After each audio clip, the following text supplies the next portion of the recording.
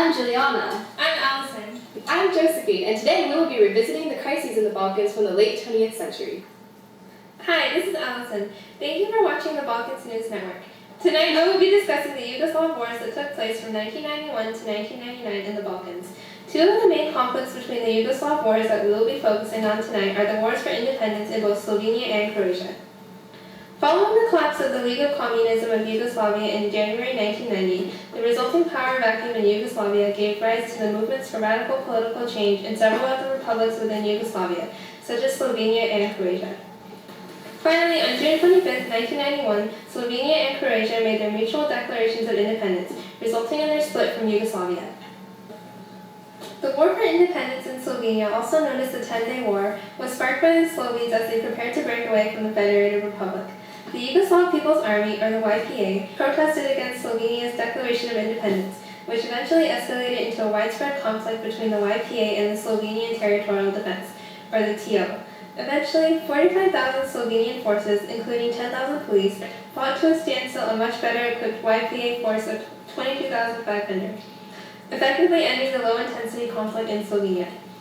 The war ended on July 7, 1991 with the Brioni Accord, which ended the conflict, protected Croatian and Slovenian independence, guaranteed the independence of the TO and Slovenian police, and ordered the removal of all Yugoslavian forces from Slovenia by October 1991. On May 22, 1992, Slovenia was admitted to the United Nations as a sovereign state, and in 2004 it joined the European Union. Unlike the short and relatively painless 10-Day War in Slovenia, however, the battle for independence in Croatia would continue for 4 long years. The Croatian War of Independence was a 4-year conflict from March 31, 1991 to November 12, 1995, between Croatian National Forces on one side and the Yugoslav People's Army, or the YPA, and Serb guerrillas within Croatia on the other side. Like Serbia, Croatia wanted independence from Yugoslavia but did not react quickly enough to resist the federal order to disband their local defense forces and consequently endured a 4-year war for independence. Croatia formally declared independence on October 8, 1991. Croatian forces were small and disorganized and generally unequipped to oppose the superior forces of the YPA. Serbs within Croatia that announced their own breakaway republic hoped to help subdue the Croats with the aid of federal troops and guerrilla Serb forces. The Serbs conducted vicious ethnic cleansing within the areas of Croatia that they controlled, contributing to the brutal warfare of 1991. In January 1992, the war's death toll reached almost 10,000, and the United Nations facilitated a ceasefire, but the war continued unofficially until 1995. The war officially ended on December 14 when Croatian, Serbian, and Bosnian officials signed the Dayton Peace Accords in Dayton, Ohio. Despite the widespread suffering, the Croats emerged from the conflict entirely victorious. They preserved their independence and ensured the territorial integrity of their nation. Those goals came with a very high price, however. At least 25% of the nation's economy was destroyed, and some $37 billion of damage was wrought on Croatia's infrastructure and housing. The Croats reported nearly 16,000 people killed, 8,147 soldiers, 6,605 civilians, and 1,218 missing, presumed dead. Some 250,000 Croats were displaced. The Serbs suffered nearly 7,950 dead, 5,600 soldiers, and 2,344 civilians. There were between 250,000 and 300,000 Serbs displaced during the fighting. And that concludes our discussion on the Yugoslav wars. Thank you for watching. Now to Juliana for an interview with the survivor of the genocide in Srebrenica, Zoma Mirabec.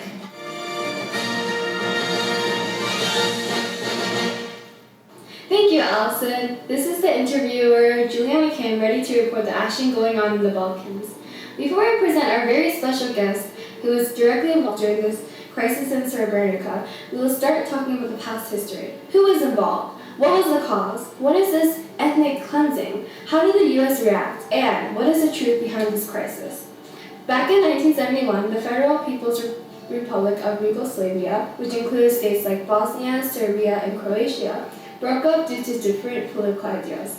Bosnian Serb leader Radovan Karadzic and his Serbian Democratic Party abruptly left from the government of Yugoslavia and set up his own Serbian National Assembly.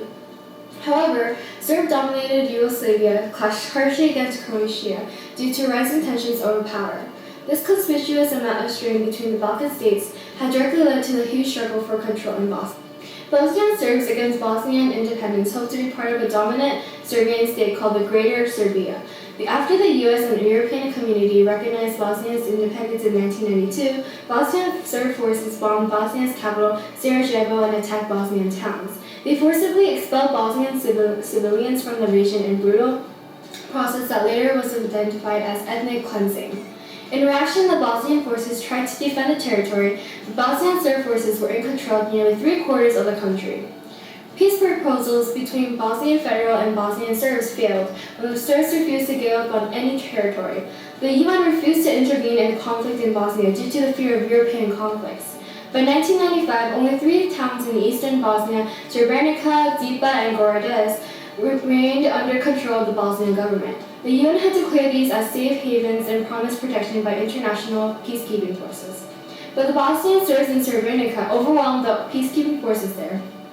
Serbian forces then separated the Bosnian civilians, putting the women and girls on buses and sending them to Bosnian-held territory.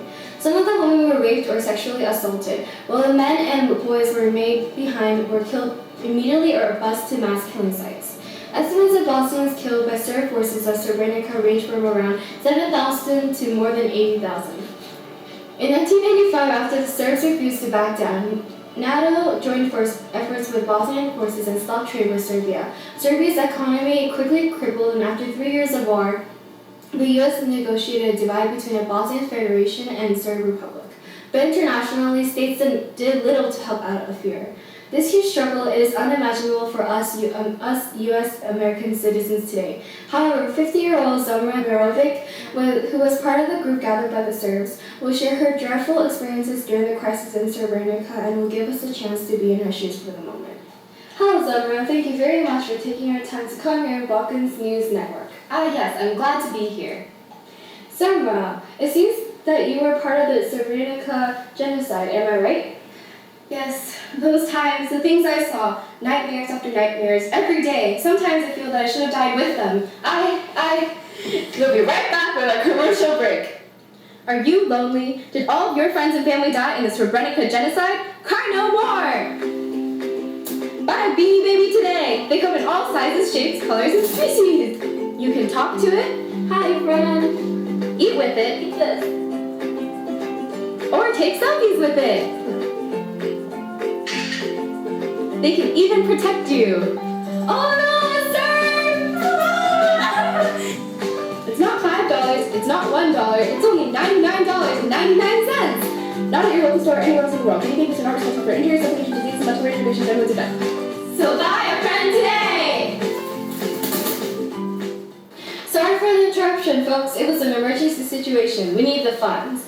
So, you were saying, it was around morning. I remember it so clearly. July 12th. I was with my sister Aida, and we were playing in the backyard. Suddenly, we saw these soldiers driving up. I could hear screams around and running, many gunshots. I saw one soldier take my sister and drag me to a car.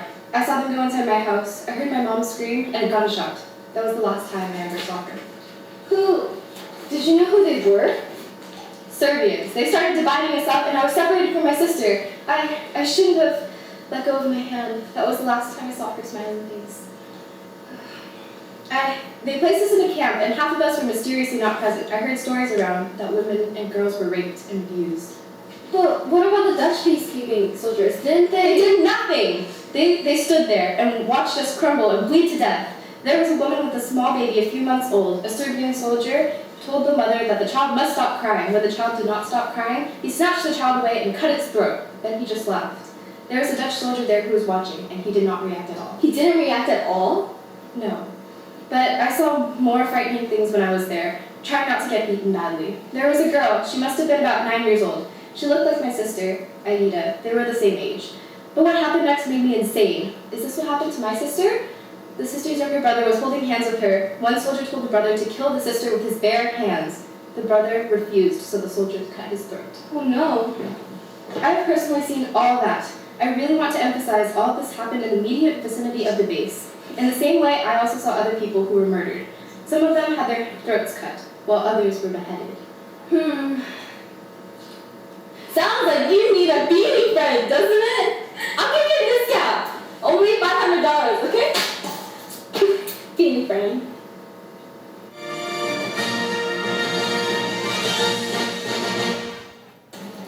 Hi, this is Josephine, and I am live in the Balkans. Balkans with footage from the village of Rostock, where Serbs have shot and killed 45 innocent Albanian inhabitants on January 15th. This is not the first of Serbian attacks against the Albanians in Kosovo. Serbs have pillaged and burned down countless communities, so that currently the number of Albanians murdered is estimated to fall within the range of 5,000 to 30,000. What is the purpose behind this mass murder? The answer lies in a battle that took place over 6 centuries ago. In the year 1389, the Ottoman Empire conquered Kosovo at the Battle of Blackbird's Field. Prior to that conflict, the land had been an integral part of the Serbian Empire because it was the heart of its Orthodox Church.